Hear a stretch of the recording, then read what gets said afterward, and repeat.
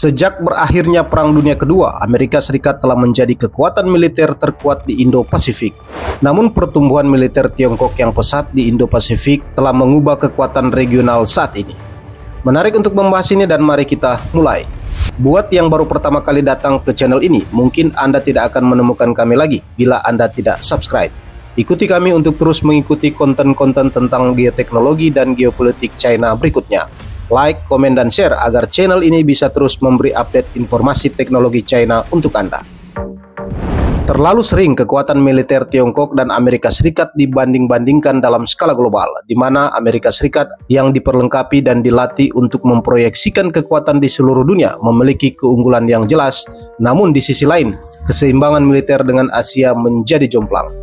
Beruntunglah belakangan ini Tiongkok semakin menunjukkan kemampuannya untuk membangun kemampuan militer modern dalam skala besar dan kemampuan untuk memproyeksikan kekuatan itu secara regional, serta mengimbangi hegemoni Amerika Serikat terhadap kawasan ini. Perubahan skala ini seharusnya membunyikan lonceng peringatan di Washington. Laporan tahunan Pentagon terbaru kepada Kongres tentang militer Tiongkok telah menyatakan bahwa Tentara Pembebasan Rakyat tengah mengembangkan kemampuan dan konsepnya untuk memperkuat kemampuan mereka dalam berperang dan memenangkan perang melawan Amerika Serikat. Ketua Komite Tiongkok telah mengatakan bahwa China memiliki cukup banyak senjata untuk mengalahkan pertahanan udara dan rudal Amerika Serikat yang melindungi pangkalan Amerika Serikat di Pasifik. Pemeriksaan cepat terhadap pengeluaran militer regional membantu seseorang lebih memahami pergeseran keseimbangan kekuatan militer di Indo-Pasifik. Meskipun anggaran belanja militer Beijing yang dilaporkan secara publik sebesar 229 miliar US dollar pada tahun 2022, penelitian baru menunjukkan tingkat pengeluaran militer China yang sebenarnya adalah sekitar 711 miliar US dollar atau sekitar 3 kali lipat dari perkiraan sebelumnya dan hampir sama dengan anggaran pertahanan Amerika Serikat pada tahun yang sama. Belanja militer Amerika Serikat yang setara seharusnya sudah menjadi penyebab kekhawatiran, tetapi keuntungannya bahkan lebih mencolok jika dibandingkan dengan tetangga langsung China di Asia. Dengan 711 miliar US dollar, Beijing mengungguli sekutu-sekutu utama Amerika Serikat dengan perbandingan 5:1 dan pembelanja besar yang lebih luas dengan faktor 3:1 di seluruh dunia. Investasi dalam kekuatan tempur ini terwujud sebagai pertumbuhan pesat dalam ukuran dan kekuatan angkatan bersenjata Tiongkok. Pada tahun 2017, Xi Jinping menyatakan bahwa ia ingin mengubah PLA menjadi militer kelas dunia pada akhir tahun 2049 dan investasinya tampaknya membuahkan hasil. Tiongkok kini memiliki angkatan darat, laut, dan pasukan darat terbesar di dunia. Beijing juga telah bekerja keras untuk membangun persenjataan rudal hipersonik yang canggih dan melipat gandakan persenjataan nuklirnya pada tahun 2030. Sementara Tiongkok dengan cepat membangun kapasitas militernya, militer Amerika Serikat dengan cepat menyusut di semua lini. Dalam permintaan anggaran Presiden Biden 2024, Angkatan Darat akan dikurangi menjadi hanya 442.300 tentara tugas aktif yang terkecil sejak 1940. Angkatan Laut Amerika Serikat setengah dari ukurannya 40 tahun yang lalu dan akan terus menyusut menjadi hanya memiliki 294 kapal pada tahun 2030. Pada saat yang sama, armada Tiongkok diharapkan tumbuh menjadi 425 kapal. Demikian pula Angkatan Udara Amerika Serikat mendekati yang terkecil sejak akhir Perang Dunia Kedua karena pensiunnya pesawat yang menua melampaui pembelian pengganti baru. Sementara itu, Tiongkok dengan cepat memodernisasi angkatan udara dengan pesawat yang diproduksi di dalam negeri seperti pesawat tempur siluman J-20.